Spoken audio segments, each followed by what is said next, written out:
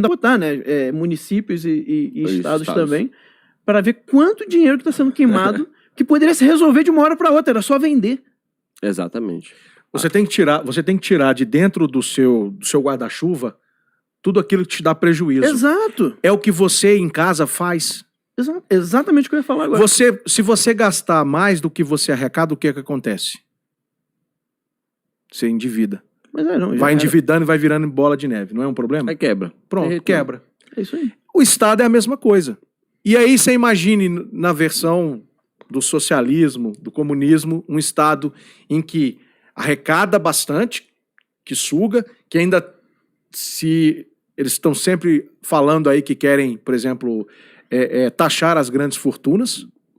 A pessoa não pode nem construir nada hoje, não pode ganhar dinheiro no Brasil que eles querem taxar.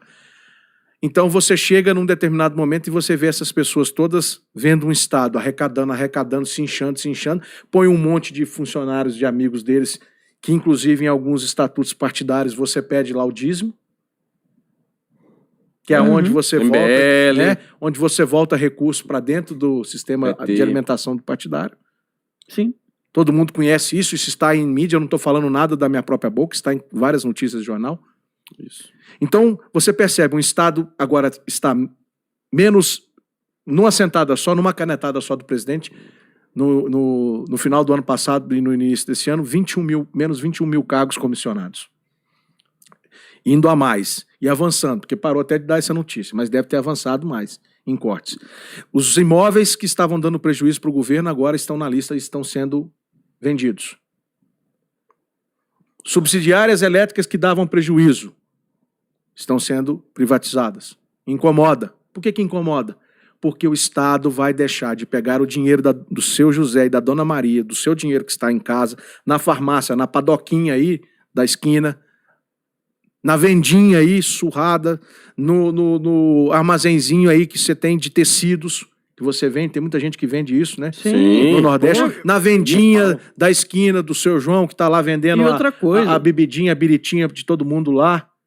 E outra coisa, Daniel, a gente já comentou aqui uma vez, muitas dessas estatais que são sucateadas, que só dão prejuízo, na verdade elas são cabide de emprego. Elas são moeda de troca de político. Isso. Entendeu?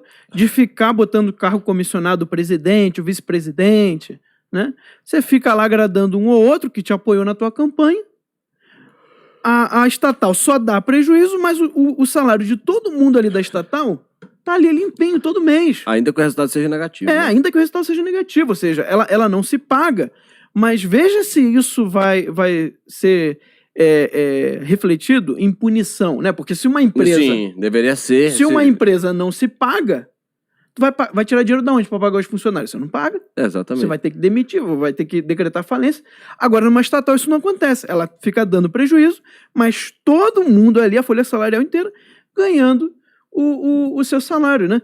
Lembrem, pesquisem, ó, Telebrás, tá? Tinha 27 filiais, uma para cada estado e Distrito Federal, cada uma com um presidente, um vice-presidente e mais não sei quantos cargos comissionados. Ou seja, era uma festa aquilo ali.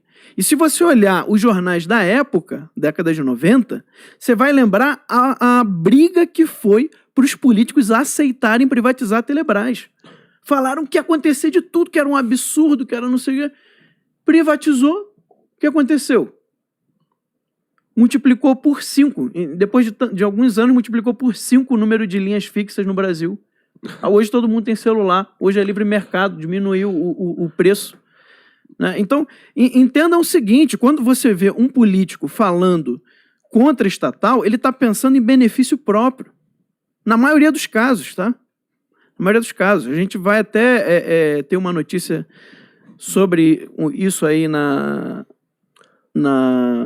revista, tá? Que algumas estatais aí começaram a dar mais lucro agora na época do Bolsonaro. A Petrobras, inclusive, viu um lucro de 50 bilhões. Né? Então, isso é uma estatal que ainda faz sentido ter. Óbvio que o problema da corrupção, petrolão e tudo aquilo tem que ser consertado. Mas que ainda, né, você olha os números e os números te justificam a coisa. Agora, tem muitas aí que tem que ser privatizado para ontem. Ademais, tem um negócio muito importante que a gente olha toda vez que o Estado ele tá muito... Porque, assim, o ser humano, nós temos somos subordinados a uma força ilimitada, infinita, onisciente, onipresente, daí onipotente.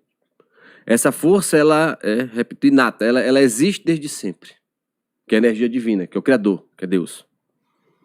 Só que também existe uma força artificial, que ela é criada pelo ser humano, que também, de certa forma, te condiciona, limita teus direitos, então, que chama-se Estado. Então, quanto maior é o Estado, maior é essa presença artificial que, de forma muito ardil, é utilizada pela esquerda e tratada como uma falsa divindade, onde eles podem utilizar essa aparente força invisível que você não nota, você não percebe, e atingir o teu dia a dia, chegando ao ponto de retirar um direito natural seu, que é a liberdade de expressão.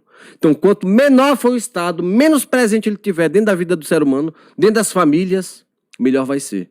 E começando pela desestatização, a privatização, tanto quanto pelo desfazer de todo e qualquer imóvel que esteja ali ocioso, ou mesmo que esteja ativo, mas possa ser desfeito e a posteriori alugado. Exatamente. A desburocratização, por exemplo, vai gerar possibilidade das pessoas acessarem os serviços do governo hoje digital e não vai passar por um intermediador. Sim, sim. O que mais que vocês querem de benefício para todos os cidadãos poder acessar isso de forma digital, já que nós estamos numa ampla tendência tecnológica e de ampliação dessas questões tecnológicas no Brasil? Por que não permitir que os cidadãos, em vez de formarem filas quilométricas no INSS, na Receita Federal, possam se utilizar de aplicativos ou se utilizar dos sites para, por exemplo, hoje você tirar uma carteira de vacinação internacional, você pode acessar os sites da Presidência da República. Alguns estão lá no governo digital. Tentativa do governo de evitar que as pessoas tenham que ficar pagando toda hora um dinheiro aqui, acolá, indo no cartório, fazendo uma coisa aqui e tal, para poder... Isso incomoda. Pois é. Incomoda porque pessoas vão perder a manipulação do recurso que tiravam e surravam o povo brasileiro com isso. Então incomoda isso. Incomoda ver o povo livre de algumas amarras. Exatamente. E poder... E aí eles vão para onde? Eles vão tentar atacar o povo na liberdade de expressão, na liberdade de opinião, e aí praticarem o que sempre disseram que o outro lado faria, que era a censura, mas veio do judiciário, a censura e a ditadura. Como é aquela frase que eles diziam? Posso não concordar com a sua palavra. Isso foi, as pessoas atribuem isso a Voltaire, e eu fui estudar um pouco. Sim. Isso. Na verdade, é uma biógrafa, acho que é uma biógrafa do Voltaire, que comentando... Não é dele. Praticamente está pacificado que não foi Voltaire. Muita gente fala que foi Voltaire. Posso não concordar com o que tu dizes, mas defenderei o seu direito de dizer, né, até a morte. Isso. Então, até a morte pelo direito para ter direito de dizê-las. De dizê-las. Isso teria sido uma biógrafa de Voltaire, que escreveu depois que ele morreu algumas... Isso aí é pacificado, alguns dizem que foi Voltaire, não foi. Enfim. Tem uma discussão, sim. Mas o que nós estamos aqui falando e nós nos delongamos foi justamente para mostrar para vocês como é que está arquitetado tudo e para vocês entenderem. E aí é vocês aí em casa que vão falar isso para o seu vizinho, é vocês aí em casa que são os vetores de levar essa mesma opinião, essa mesma, né, divulgação que o Terça Livre faz para o grupo na sua garagem, para reunir, para ler os livros. Tem os livros da Terça Livre, tem a livraria Terça Livre, tem a revista do Terça Livre, tem o Apoie do Terça Livre, né? Sim, que você pode apoie, doar. compre revistas. Isso. Então, assim, a gente fica sempre falando isso porque vocês são os vetores dessa disseminação, exato, dessa comunicação, desse trabalho. E lembrando agora, nós estamos aqui a campanha do Vidas no YouTube Importam.